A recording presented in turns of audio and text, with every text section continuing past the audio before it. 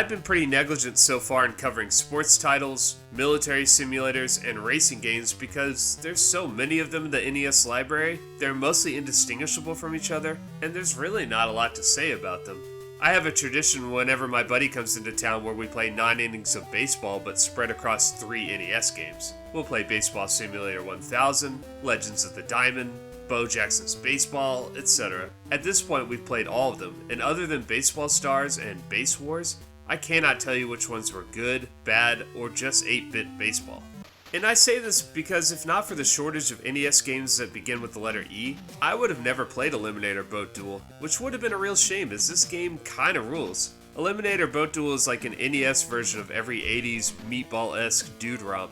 Everyone's high, hilarity always ensues, and there's hot bikini babes everywhere. It does little for me now, but 8-year-old me? Oh boy. I would have slept with this game under my pillow.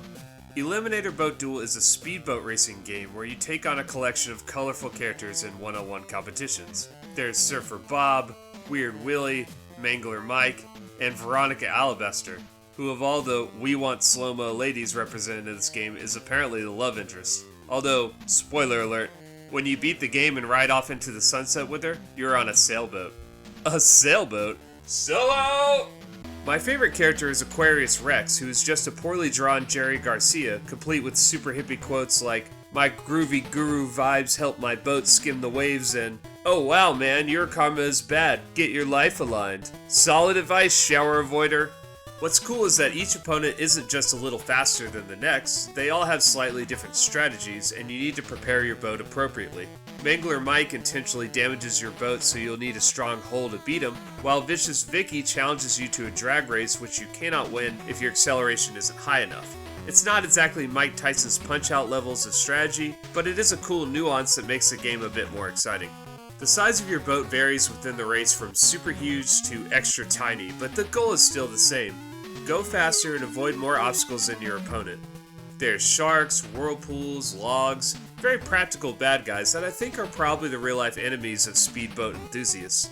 There's also this girl who appears to be stranded on the race course. She's often placed in very out-of-the-way locations on the screen, which tells me that you're supposed to veer off to save her as you pass. However, when you run over her, it just kind of makes a quiet thud. I thought initially that saving these damsels would unlock some sort of bonus stage, but now I'm just thinking I'm committing perpetual murder. And this poor girl probably thought she was far enough away from the action to be safe, not knowing that my psychotic ass was constantly gunning for her. Oh well.